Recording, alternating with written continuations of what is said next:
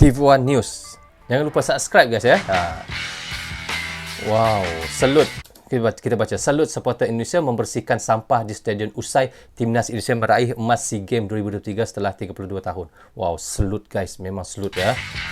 Bagaimana mereka membersihkan sampah-sampah yang ada, tidak dibiarkan begitu. Ini yang contoh untuk semua orang apabila datang stadion, jangan buang sampah sembarangan. Kita lihat guys, mereka kutip, mereka ambil semula sampah-sampah yang ada. Pasalnya mereka memungut sampah di stadion Olympic Phnom Penh. Kita lihat bagaimana ya warga Indonesia sendiri. Terlihat sejumlah supporter mengumpulkan sampah-sampah yang berada di sekitar mereka. Memang luar biasa guys. Ini sudah kita lihat budaya Jepang ya. Kita lihat seperti budaya Jepang, kita lihat bagaimana mereka kalau usai mereka apa-apa saja perlawanan, mereka ajang ke apa sepak bola, mereka akan mengambil sampah itu untuk dibuang. Inilah salah satu contoh kita lihat Indonesia pun kita lihat bagaimana mereka menjaga kebersihan stadion orang lain, negara lain ya. Bagaimana mereka membersih sampah-sampah itu. Plastik, kertas hingga botol dipunguti ya. Tak hanya orang dewasa, beberapa bocah pun turut mengumpul sampah tersebut. Wow. Bocah-bocah pun ikut sekali ya. Warganet berharap bahawa aksi tersebut bisa menjadi kebiasaan baik pada supporter Indonesia ya. Benar, untuk contoh untuk supporter-supporter lain ya. Bahkan dalam kondisi menang atau kalah, aksi terpuji itu bisa terus dilakukan. Benar, tak kira kalah ataupun menang harus dilakukan setiap waktu. Tak sedikit dari warganet yang turut bangga dan memuji aksi mulia tersebut. Luar biasa orang Indonesia guys.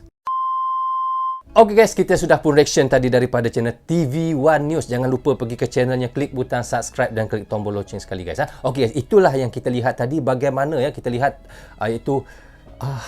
orang Indonesia ini memang benar-benar untuk menjadi contoh untuk negeri-negeri lain. Kita lihat ya bagaimana usai saja perlawanan antara Indonesia dan Thailand, mereka tidak meninggalkan sampah di stadion itu, malahan mereka mengutipnya sendiri dan menyimpan di dalam plastik beg yang besar untuk dibuang di tempat yang sesuai ataupun tempat yang benar-benar tempat pembuangan sampah. Jadi inilah yang harus dicontohi oleh mana-mana player ataupun bukan player guys, oleh mana-mana penonton-penonton yang hadir ya. Lain kali di mana-mana sekalipun, tidak kira anda menang ataupun anda kalah ya, atau apabila kita sudah selepas saja perlawanan, kita harus kutip sampah itu dan buang di tempat yang sepatutnya, di dalam tong sampah. Dan itulah contoh yang ditunjuk dan salut kepada supporter Indonesia membersihkan sampah di stadion usai Timnas Indonesia meraih emas iaitu SEA Games 2023 setelah 32 tahun yang kita tahu ya Indonesia dahagakan iaitu medali emas. Dan apa yang saya mahu katakan di sini, tidak semestinya kalau negara kita menang di dalam satu-satu ajang itu ataupun perlawanan itu,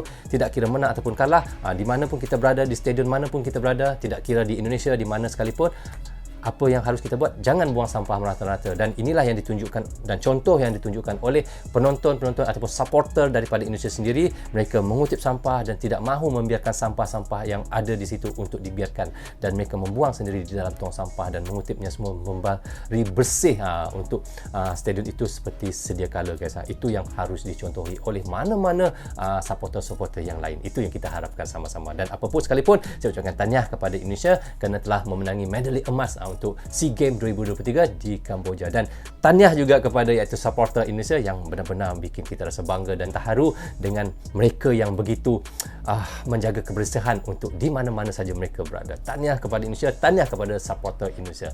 So guys, rasanya sampai di sini saja untuk reaction sekali ini. Semoga manfaat untuk saya menonton dan mereaction, dan manfaat juga untuk teman-teman yang sentiasa mendukung Brozo Channel.